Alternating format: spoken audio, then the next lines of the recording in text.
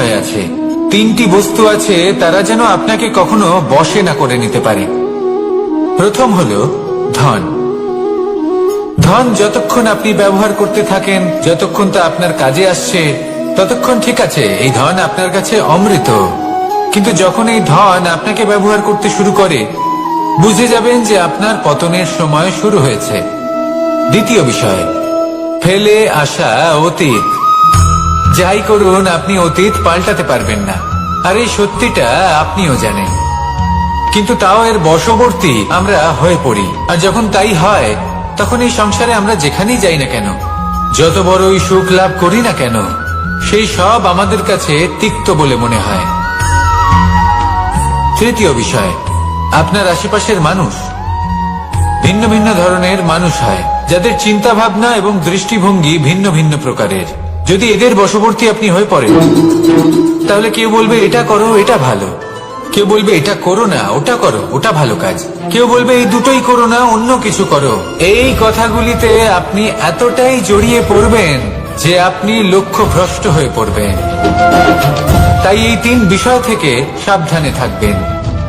যদি কোনো কিছু বশ করতে হয়, তাহলে আপনাকে বশ করতে হবে আপনার আজকে, নিজের বর্তমানকে। এটা খুব প্রয়োজনীয়। এটা ভাববেন যে এই সময়ের সদ্ব্যবহার আমি কিভাবে করব, সময়কে শাসন কিভাবে করব, ওই কর্ম কিভাবে করব যাতে ভবিষ্যতে কখনো আমার আফসোস না হয়, বরং এই সংসার আমাকে নিয়ে গর্ব করবে, সেই কর্ম করুন। আর যখন আপনি এটা শিখে নেবেন, তখন আপনি নিজেই নিজেকে প্রকৃত অর্থে ভাগ্যশালী করে তুলবেন। আসুন আমার সাথে ভালোবেসে বলুন, রাধা রাধা। মানুষ যখন এই সংসারে প্রবেশ করে, অর্থাৎ জন্মগ্রহণ করে, তখন নিশ্চিন্তে থাকে, আনন্দে থাকে।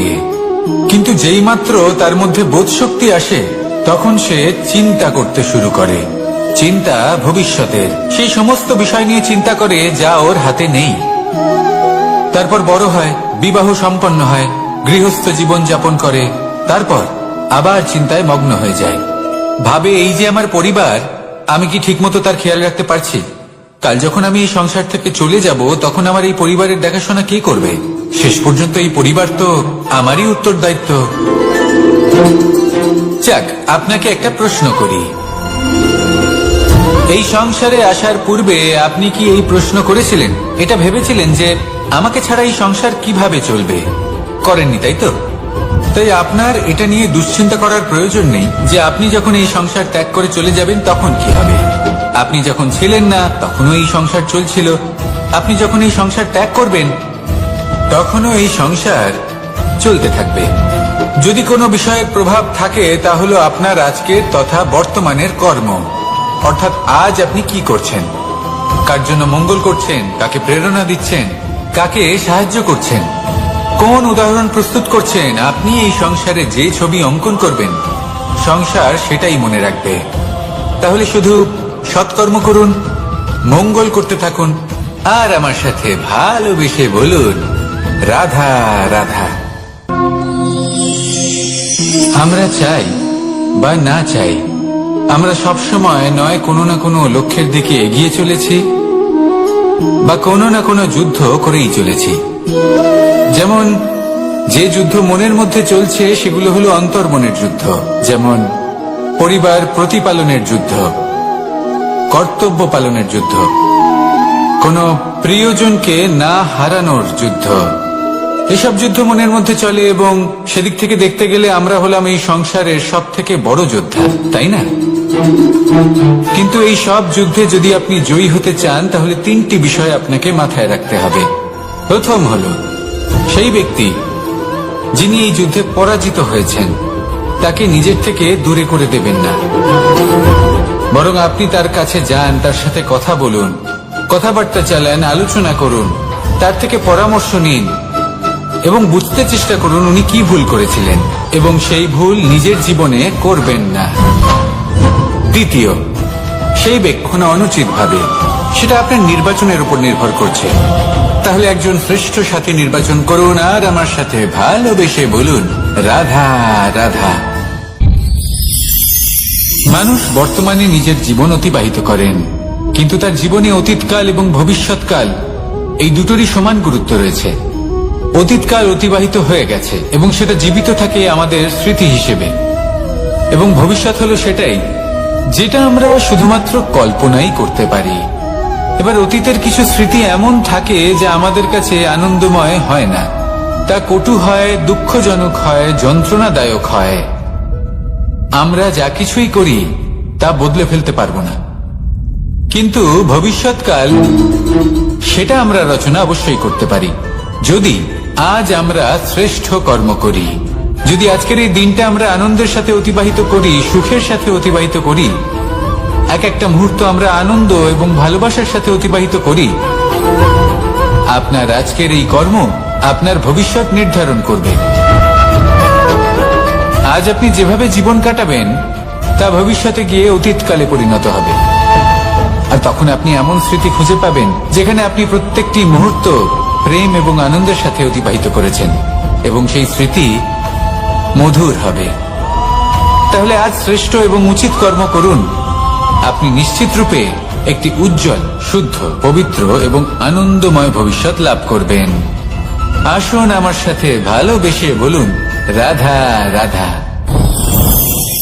প্রত্যেক মানুষ নিজের জীবনে হীরক তথা হীরে এবং দর্পণ এই দুই দেখেছেন। এই দুই হলো সাদা এবং এরা দুজনেই আলোর প্রতিফলন ঘটায় এবং এরা দুজনেই উজ্জ্বল হয়ে ওঠে।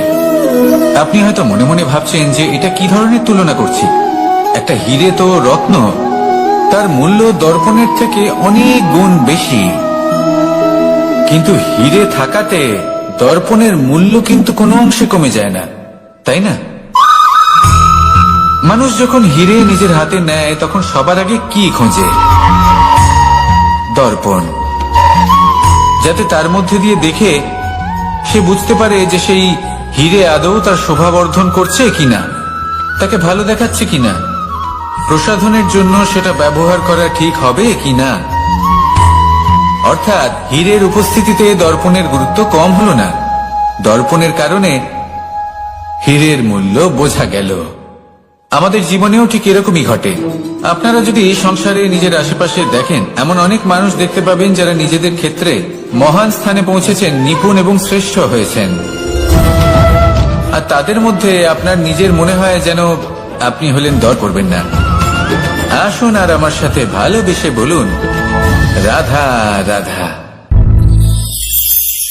পাপ এবং পুণ্য এই দুই হলো সংসারের এমন দুই বিন্দু যাকে কেন্দ্র করে এই সংসারের চক্র ঘুরতে থাকে। আমরা যদি কোনো কর্ম বিচার করি, হয় পুণ্য নয় পাপের দৃষ্টিভঙ্গি দিয়ে, এটা হয় পুণ্য না হলে পাপ। কিন্তু এই পাপ এবং পুণ্য এই দুই নির্ভর করে প্রত্যেক মানুষের ওপর, তার চিন্তাধারা, তার পরিস্থিতির ওপর। ধরুন এমন একজন মানুষ যিনি অনেক দিন ধরে বনে পথ হারিয়েছেন, অনেক দিন হয়তো উনি কোনো খাবার খাননি। এবার এমন পরিস্থিতি চলে এসছে যে এবার যদি উনি খাবার না খান তাহলে হয়তো জীবিতই থাকবেন না। আর এমন অবস্থায় ওনার সামনে যদি কোনো প্রাণী আসে তাহলে তাকে শিকার করা, এটা কিন্তু তার কাছে পাপ নয়, এটা তো জীবিত থাকার একমাত্র উপায়, এটা তার কাছে পুণ্য সম। আর যদি আমি এমন একজন ব্যক্তির কথা বলি যিনি সরল, যিনি একটি সুখী, শান্ত, সুরক্ষিত জীবনযাপন করছেন, তার কাছে কিন্তু এটা পাপ। এইরকমই এই সংসারে ভিন্ন ভিন্ন পরিভাষা আছে পাপ এবং পুণ্যের। তার মধ্যে যদি আমি আপনাকে একটি সরল পরিভাষা দিই, সেটা হলো জীবনে যখনই কোনো কর্ম করবেন সেটা নিয়ে একটু ভেবে দেখুন যে এই যে কাজটা আমি করছি তার ফলে এই যে অন্য মানুষেরা আছেন এই সংসারে, তারা কি দুঃখ পাবেন? যদি তারা দুঃখ পান তাহলে সেটা পাপ। যদি আপনি এমন কোনো কর্ম করেন যার ফলে অন্যরা প্রসন্নতা লাভ করেন, তাদের মুখে হাসি ফুটে ওঠে, যদি তারা প্রেরিত হন, জীবনে সামনে এগোতে পারেন, তাদের বিকাশ হয়, তাহলে এটা হলো পুণ্য। তাই জীবনে সবসময় পুণ্য করতে থাকুন আর আমার সাথে ভালোবেসে বলুন, রাধা রাধা। তালা অনেক পুরনো একটা আবিষ্কার। যবে থেকে এই সংসারে বহুমূল্য বস্তু নির্মিত হয়েছে তবে থেকেই এই তালা নির্মাণ হয়েছে, তবে থেকে এর ব্যবহার করা হয়েছে, যাতে উচিত সময় এলে পরে আমরা আমাদের বহুমূল্য জিনিসগুলো সুরক্ষিত রাখতে পারি এবং সময় এলে পরে বের করে সেগুলি ব্যবহার করতে পারি। এবার একটা গুরুত্ব গুরুত্বপূর্ণ তথ্য আছে যেটা জানা অত্যন্ত গুরুত্বপূর্ণ, এবং সেটা হলো যে একটা তালা নির্মাণের পূর্বে তা খোলার যন্ত্র অর্থাৎ তার চাবিটি নির্মাণ করা হয়, এবং এটাই জীবনের খুব বড় একটা শিক্ষা প্রদান করে যায়। আমাদের জীবনে যখনই কোনো সমস্যা আসে তখন ভয়ভীত হওয়ার কোনো দরকার নেই, কারণ এই প্রকৃতি, এই ঈশ্বর এই সমস্যার সমাধান তথা এর চাবি আগে থেকেই নির্মাণ করে রেখে দিয়েছেন। শুধু দরকার হলো সেই সমস্যার ঊর্ধ্বে উঠে সেই সমাধান খুঁজে বের করা। মানুষ অনেক সময় সমস্যা দেখে ভীত হয়ে পড়েন, চিন্তিত হয়ে পড়েন, নিজের বিবেক হারিয়ে ফেলেন। আপনার শুধু এই মনকে শান্ত করা প্রয়োজন। এই শান্ত মনের সাথে এই সমস্যার নিবারণ খুঁজে নিতে হবে। তাই সমস্যা যতই তীব্র হোক না কেন, ভয় পাওয়ার কোনো প্রয়োজন নেই। পরম শান্ত মনে সমাধান খুঁজে বের করুন। আসুন আমার সাথে ভালোবেসে বলুন, রাধা রাধা। এ হলো রামায়ণের সময়কালের কথা।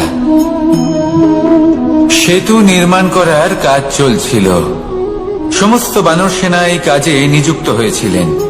বড় বড় পাথর তুলে নিয়ে এই বানর সেনা সমুদ্রে ফেলছিলেন। এই কাজ চলছিল। এমন সময় ছোট্ট একটা কাঠবিড়ালি এলো। ছোট ছোট মাটির ডেলা হাতে নিয়ে সাগরের কাছে যাচ্ছিল আর বড় বড় পাথরের পাশে রেখে দিচ্ছিল, যথাসম্ভব সেখানে রেখে আসছিল। সারা দিন ধরে সে এই পরিশ্রম করেই যাচ্ছিল। এবার শ্রীরাম তার এই কাজ দেখতে পেলেন। সেই ছোট্ট কাঠবিড়ালিটিকে নিজের হাতে তুলে নিলেন এবং অত্যন্ত ভালোবেসে তার পিঠে হাত বুলিয়ে দিলেন। কথায় আছে যে কাঠবিড়ালির পিঠে যে দাগ আছে সেই 3টি দাগ এসেছে শ্রীরামচন্দ্রের 3 আঙুলের থেকে। যে কাজ আপনি করছেন তাতে সমস্ত শক্তি প্রয়োগ করুন। যতটা আপনার সামর্থ্য রয়েছে, যতটা আপনার প্রতিভা রয়েছে, সম্পূর্ণভাবে উৎসর্গ করে দিন। ঠিক এমন ভাবে কর্ম করুন। সেই কাঠবিড়ালি কিন্তু তাই করেছিল। সেই জন্য শ্রীরামের সাথে সেও সেই কাহিনীতে অমর হয়ে গেছিল। সম্পূর্ণ শক্তি প্রয়োগ করুন, সম্পূর্ণ সামর্থ্যের সাথে কর্ম করুন, কারণ এটাই হলো শ্রেষ্ঠ পথ কোনো কর্ম করার। আসুন আমার সাথে ভালোবেসে বলুন, রাধা রাধা। মানুষের জন্ম কখনো তার ভবিষ্যৎ নির্ধারণ করতে পারে না। হ্যাঁ, ওর জীবনযাত্রা অবশ্যই সুখময় হতে পারে। নির্ভর করে যে ও কোন পরিবারে জন্ম নিচ্ছে, তার পরিবার পরিজন কে হন, তার মাতা পিতা কে হন, তাকে কেমন শিক্ষা দেওয়া হয়েছে, কেমন ভাবে পালন করা হচ্ছে। সে কিন্তু কুপাত্রও হতে পারে, আবার সুপাত্রও হতে পারে। কিন্তু সে চলে যাওয়ার পর এই সংসার তাকে মনে রাখবে নাকি না, আর যদি মনেও রাখে তাহলে কিভাবে মনে রাখবে সেটা নির্ভর করছে তার কর্ম এবং তার নির্বাচনের উপর।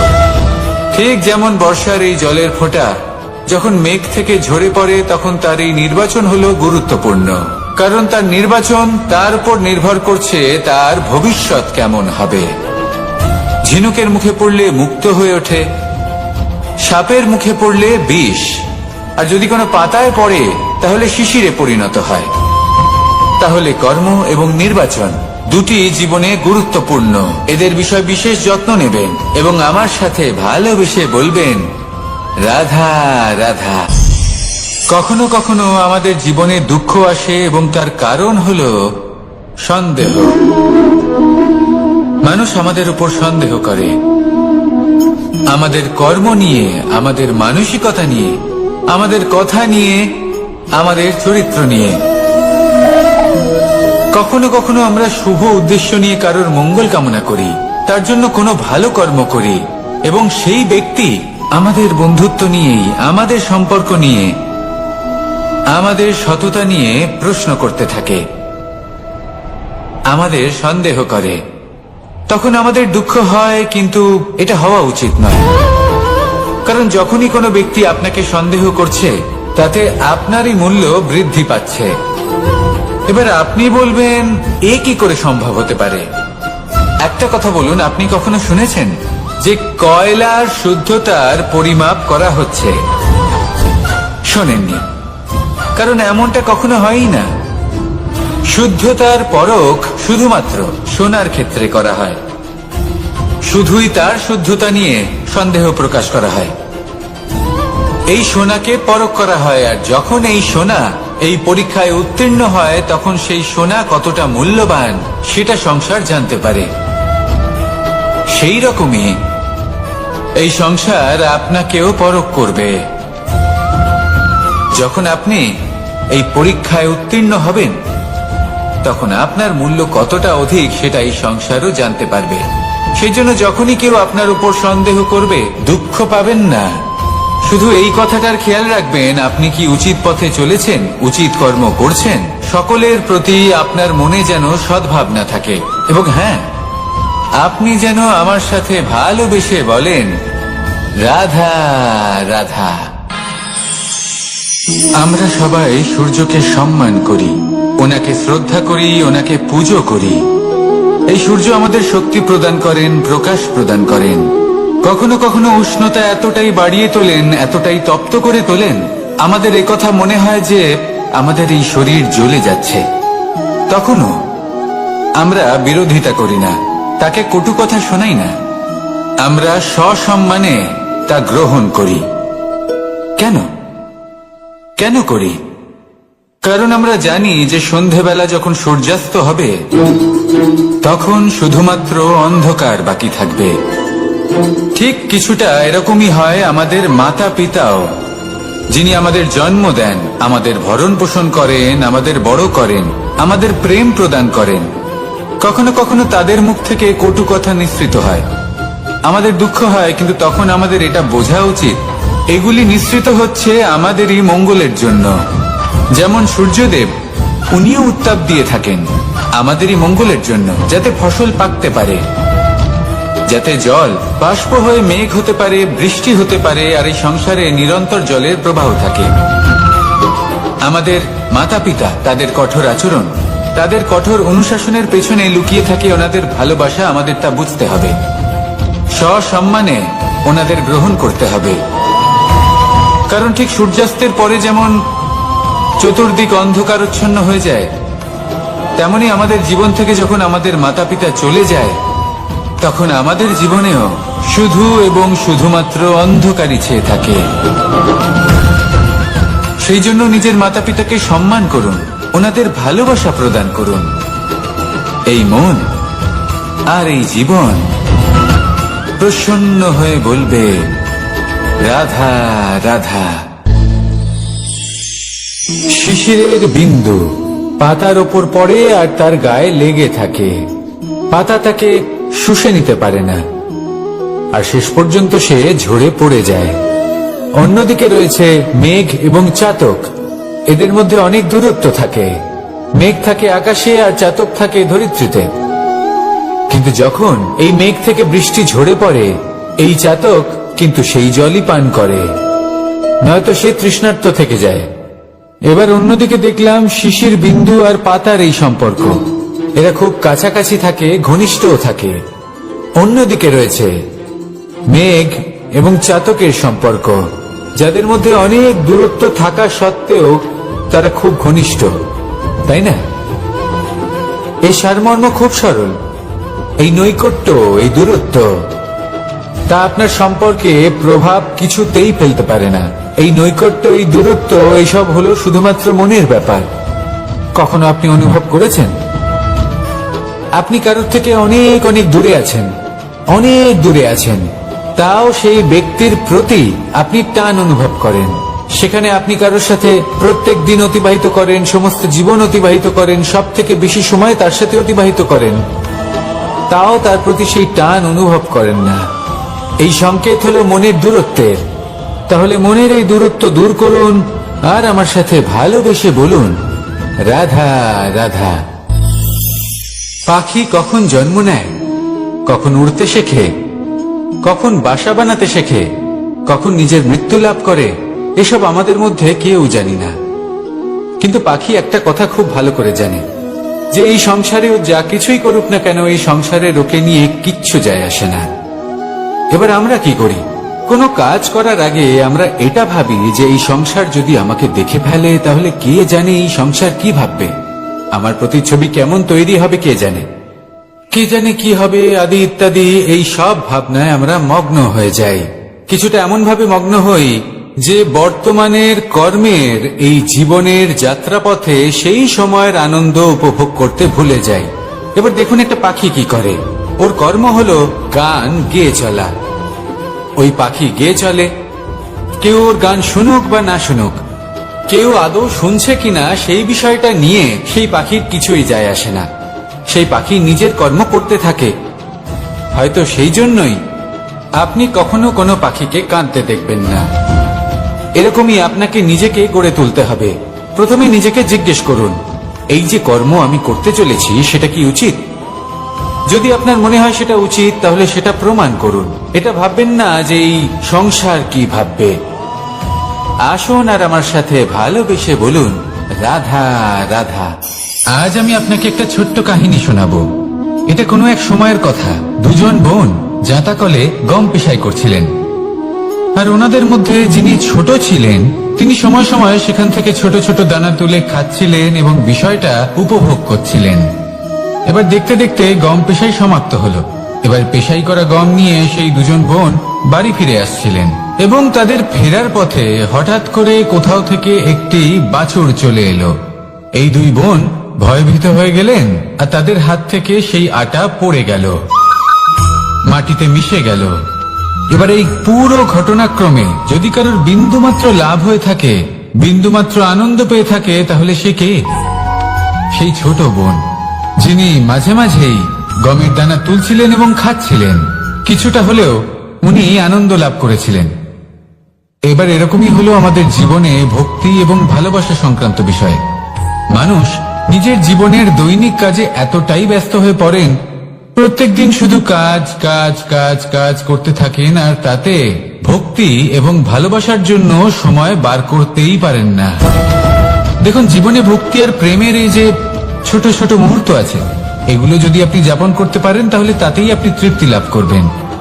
বাকি সবই আপনার ব্যর্থ বলেই মনে হবে। জীবনে যখনই আপনি কোনো কাজ করবেন, ঈশ্বরের প্রতি সমর্পিত হয়ে সেই কাজ করুন।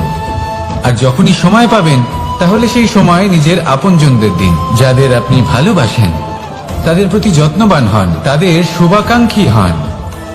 এই প্রেম আর ভক্তির ছোট ছোট মুহূর্তগুলো আপনার জীবনকে চরিতার্থ করে তুলবে। আসুন আমার সাথে ভালোবেসে বলুন, রাধা রাধা। জীবনে তিনটি বিষয় আছে, তিনটি বস্তু আছে, তারা যেন আপনাকে কখনো বশে না করে নিতে পারে। প্রথম হলো ধন। ধন যতক্ষণ আপনি ব্যবহার করতে থাকেন, যতক্ষণ তা আপনার কাজে আসছে, ততক্ষণ ঠিক আছে, এই ধন আপনার কাছে অমৃত। কিন্তু যখন এই ধন আপনাকে ব্যবহার করতে শুরু করে, বুঝে যাবেন যে আপনার পতনের সময় শুরু হয়েছে।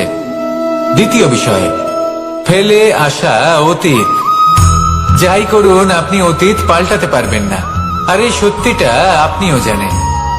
কিন্তু তাও এর বশবর্তী আমরা হয়ে পড়ি। আর যখন তাই হয়, তখন এই সংসারে আমরা যেখানেই যাই না কেন, যত বড়ই সুখ লাভ করি না কেন, সেই সব আমাদের কাছে তিক্ত বলে মনে হয়। তৃতীয় বিষয়, আপনার আশেপাশের মানুষ ভিন্ন ভিন্ন ধরনের মানুষ হয়, যাদের চিন্তা ভাবনা এবং দৃষ্টিভঙ্গি ভিন্ন ভিন্ন প্রকারের। যদি এদের বশবর্তী আপনি হয়ে পড়েন, তাহলে কেউ বলবে এটা করো, এটা ভালো। কেউ বলবে এটা করো না, ওটা করো, ওটা ভালো কাজ। কেউ বলবে এই দুটোই করো না, অন্য কিছু করো। এই কথাগুলিতে আপনি এতটাই জড়িয়ে পড়বেন যে আপনি লক্ষ্যভ্রষ্ট হয়ে পড়বেন। তাই এই তিন বিষয় থেকে সাবধানে থাকবেন। যদি কোনো কিছু বশ করতে হয়, তাহলে আপনাকে বশ করতে হবে আপনার আজকে, নিজের বর্তমানকে। এটা খুব প্রয়োজনীয়। এটা ভাববেন যে এই সময়ের সদ্ব্যবহার আমি কিভাবে করব, সময়কে শাসন কিভাবে করব, ওই কর্ম কিভাবে করব যাতে ভবিষ্যতে কখনো আমার আফসোস না হয়, বরং এই সংসার আমাকে নিয়ে গর্ব করবে, সেই কর্ম করুন। আর যখন আপনি এটা শিখে নেবেন, তখন আপনি নিজেই নিজেকে প্রকৃত অর্থে ভাগ্যশালী করে তুলবেন। আসুন আমার সাথে ভালোবেসে বলুন, রাধা রাধা। মানুষ যখন এই সংসারে প্রবেশ করে, অর্থাৎ জন্মগ্রহণ করে, তখন নিশ্চিন্তে থাকে, আনন্দে থাকে। কিন্তু যেই মাত্র তার মধ্যে বোধশক্তি আসে, তখন সে চিন্তা করতে শুরু করে। চিন্তা ভবিষ্যতের, সেই সমস্ত বিষয় নিয়ে চিন্তা করে যা ওর হাতে নেই। তারপর বড় হয়, বিবাহ সম্পন্ন হয়, গৃহস্থ জীবন যাপন করে, তারপর আবার চিন্তায় মগ্ন হয়ে যায়। ভাবে, এই যে আমার পরিবার, আমি কি ঠিকমতো তার খেয়াল রাখতে পারছি? কাল যখন আমি এই সংসার থেকে চলে যাব, তখন আমার এই পরিবারের দেখাশোনা কে করবে? শেষ পর্যন্ত এই পরিবার তো আমারই উত্তরদায়িত্ব। যাক, আপনাকে একটা প্রশ্ন করি। এই সংসারে আসার পূর্বে আপনি কি এই প্রশ্ন করেছিলেন, এটা ভেবেছিলেন যে আমাকে ছাড়া এই সংসার কিভাবে চলবে? করেননি, তাই তো? তাই আপনার এটা নিয়ে দুশ্চিন্তা করার প্রয়োজন নেই যে আপনি যখন এই সংসার ত্যাগ করে চলে যাবেন তখন কি হবে। আপনি যখন ছিলেন না তখনও এই সংসার চলছিল, আপনি যখন এই সংসার ত্যাগ করবেন তখনও এই সংসার চলতে থাকবে। যদি কোনো বিষয়ের প্রভাব থাকে তা হলো আপনার আজকের তথা বর্তমানের কর্ম, অর্থাৎ আজ আপনি কি করছেন, কার জন্য মঙ্গল করছেন, কাকে প্রেরণা দিচ্ছেন, কাকে সাহায্য করছেন, কোন উদাহরণ প্রস্তুত করছেন। আপনি এই সংসারে যে ছবি অঙ্কন করবেন, সংসার সেটাই মনে রাখবে। তাহলে শুধু সৎকর্ম করুন, মঙ্গল করতে থাকুন, আর আমার সাথে ভালোবেসে বলুন, রাধা রাধা। আমরা চাই বা না চাই, আমরা সবসময় নয় কোনো না কোনো লক্ষ্যের দিকে এগিয়ে চলেছি বা কোনো না কোনো যুদ্ধ করেই চলেছি। যেমন যে যুদ্ধ মনের মধ্যে চলছে সেগুলো হলো অন্তর্মনের যুদ্ধ, যেমন পরিবার প্রতিপালনের যুদ্ধ, কর্তব্য পালনের যুদ্ধ, কোনো প্রিয়জনকে না হারানোর যুদ্ধ। এসব যুদ্ধ মনের মধ্যে চলে এবং সেদিক থেকে দেখতে গেলে আমরা হলাম এই সংসারের সব থেকে বড় যোদ্ধা, তাই না? কিন্তু এই সব যুদ্ধে যদি আপনি জয়ী হতে চান তাহলে তিনটি বিষয় আপনাকে মাথায় রাখতে হবে। প্রথম হলো, সেই ব্যক্তি যিনি এই যুদ্ধে পরাজিত হয়েছেন তাকে নিজের থেকে দূরে করে দেবেন না, বরং আপনি তার কাছে যান, তার সাথে কথা বলুন, কথাবার্তা চালান, আলোচনা করুন, তার থেকে পরামর্শ নিন এবং বুঝতে চেষ্টা করুন উনি কি ভুল করেছিলেন এবং সেই ভুল নিজের জীবনে করবেন না। দ্বিতীয়, সেই ব্যক্তি অগ্রসর হয়ে চলেছেন, আসুন আমার সাথে ভালোবেসে বলুন, রাধা রাধা। মানুষের জীবন হলো তার যাত্রা এবং প্রত্যেকের জীবনযাত্রার লক্ষ্য হলো আলাদা। এবার মনের মধ্যে এই প্রশ্ন জাগতেই পারে যে এই জীবনের লক্ষ্যটা গুরুত্বপূর্ণ নাকি যাত্রাটা, এবং এই ভাবনায় আমরা কোথাও না কোথাও সব থেকে গুরুত্বপূর্ণ বিষয় ভুলে যাই যে সব থেকে গুরুত্বপূর্ণ ব্যক্তিত্ব হলো আমাদের সাথে ঈশ্বরের আভূষণ। সেখানেই যদি এই জলের ফোঁটা কোনো সাপের সঙ্গ পায়, কোনো সাপের মুখে গিয়ে পড়ে, তাহলে তা পরিণত হয় বিষে। আর তখন লক্ষ্য কি হয়? কারোর প্রাণ হরণ করা। এই উদাহরণ স্থির করে যে আমাদের জীবনে সাথীর নির্বাচন হলো অত্যন্ত আবশ্যক এবং অত্যন্ত গুরুত্বপূর্ণ বিষয়। কারণ সাথীর প্রভাব শুধু যে আপনার পথে পড়বে তা নয়, আপনার লক্ষ্যের উপরও পড়বে। কখনো কখনো কেউ আপনার লক্ষ্য বদলে দেবে, থাকে যে আমাদের কাছে আনন্দ